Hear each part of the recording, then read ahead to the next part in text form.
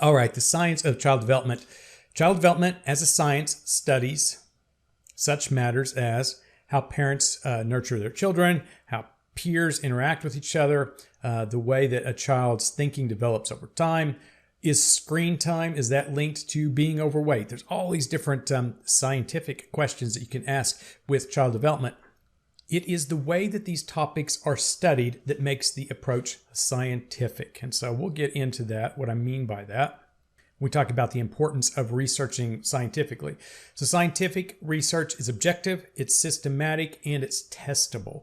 You can actually test your hypothesis. And it reduces the likelihood that the information that you think, it's just based off personal beliefs. You're going to have actual data, scientific findings to support your hypothesis, evidence.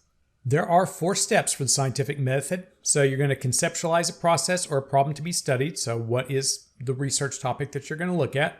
You're going to collect information/data, possibly. You're going to analyze the data, and then you're going to draw conclusions. The theories in child development, they are like an interrelated, coherent set of ideas that helps to explain and make predictions. And we'll get into some theories in a little bit, like psychoanalytical theory, behaviorism, etc. A hypothesis is a specific and testable assumption or prediction. And testing a hypothesis can inform researchers whether a theory is likely to be accurate or not. Often, a hypothesis will be written as an if-then statement. So, for example, if children from impoverished backgrounds are given individual attention by mentors, then those children will spend more time studying and then they will get higher grades. And so you can actually test that hypothesis. Getting into the theories, with psychoanalytical theory, it describes development as primarily an unconscious, like beyond your awareness, and it's heavily colored by emotion. So what we're talking about here is Freudian psychology. For Freudian psychologists, behavior is merely a surface characteristic. It doesn't matter. They're more concerned with these unconscious things that are going on below the surface. Understanding the development from this point of view requires analyzing symbolic meanings of behavior and deep inner workings of the mind. And I mentioned this earlier. Psychoanalytical theorists, like Freudian theorists, stress the importance of early experiences with the parents. Sigmund Freud, he had these 5 stages of psychosexual development. We're not going to get too much into those because they are not as well supported by when we're talking about the scientific method. Freudian analysis is not as supported as some of the other things that we'll talk about as far as the evidence goes. Many theorists today that are still like psychoanalytical theorists, but are not necessarily Freudian, they think that Freud overemphasized the sexual instincts, and more modern day psychoanalytical people try to downplay those early childhood sexual things that were going on in the Freudian theory. They place more emphasis on cultural experiences. And so that's when we get into Erikson, who said that we develop in a psychosocial way rather than a psychosexual way.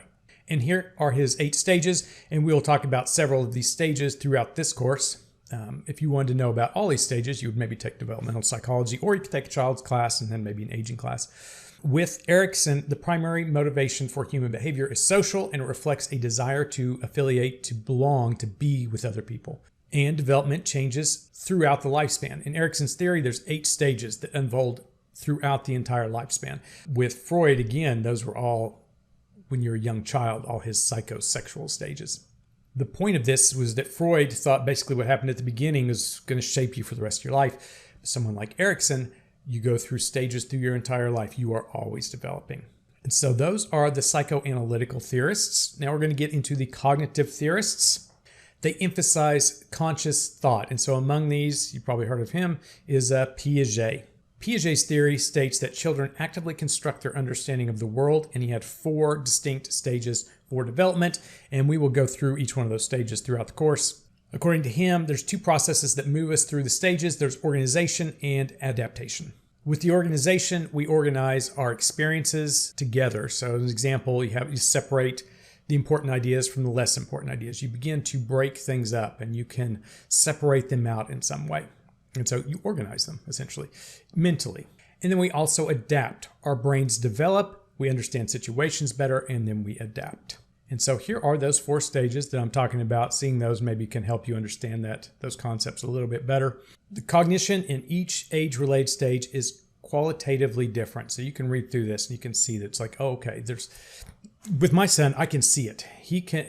There's changes, and they'll almost happen like that. One day he'll be like this, and the next day he is different. He has somehow changed, and it's something that he has developed cognitively and social emotionally, and it's like he's moving through stages like this. Just an example from yesterday.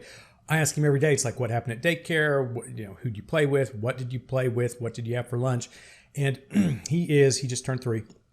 The answers that I get from him are pretty spotty usually. But yesterday it was shocking. He was able to tell me what he had for breakfast, lunch, and snack. And I was like, wow, this just happened all of a sudden. Usually he can remember maybe one thing that he ate that day. And yesterday he remembered, the 9 different foods that he had throughout the day. And so it's just like that. Snap. And he's developed differently. He's smarter. Anyways, here are the 4 stages. We'll go through those more in depth throughout the course. Another cognitive theory is from Vygotsky. And so he argued that children construct their knowledge actively by interacting with the environment. It's social, cultural, cognitive theory. Emphasizes culture and social interaction guide cognitive development, working with other kids, the peers.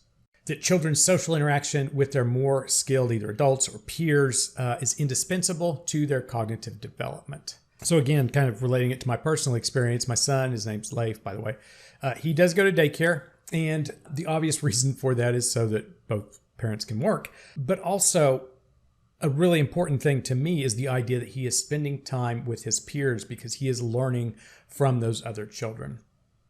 We will go more into daycare, a little bit more in depth into daycare later on. Daycare is not necessarily bad, but a couple things you do want to make sure to look out for is you want to make sure it's a good quality daycare, obviously. And 2, you want to be a little bit concerned about how much time they spend in daycare. If they're spending like 50, 60 hours a week, that's probably going to be a little bit too much.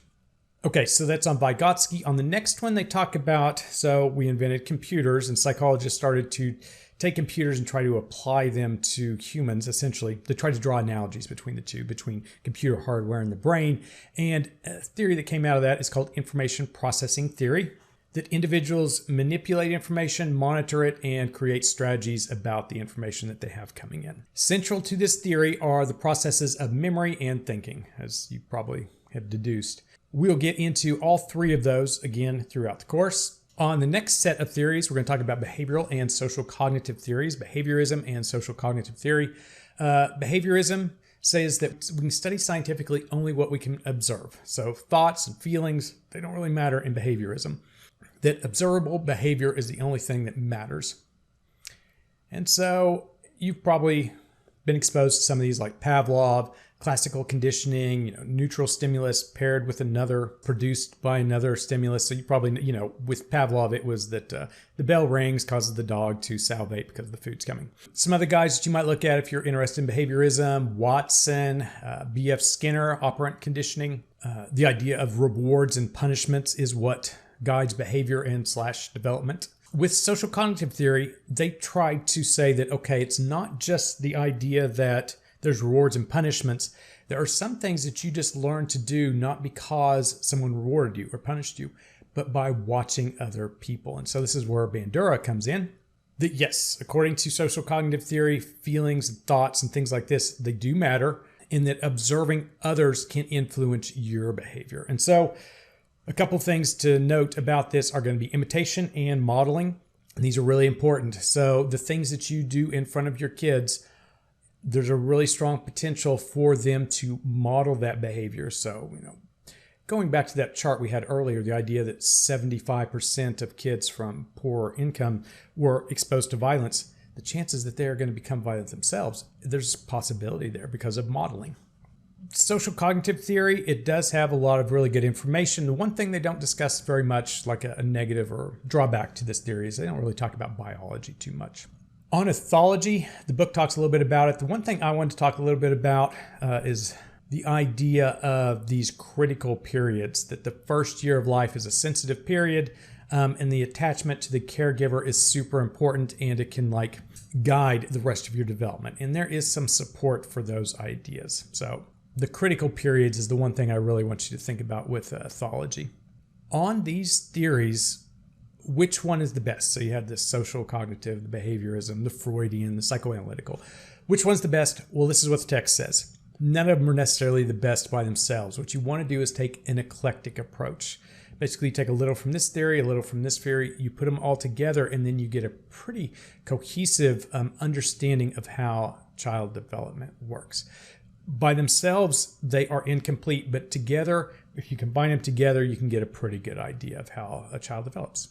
Okay, we'll have one more set of slides on research methods.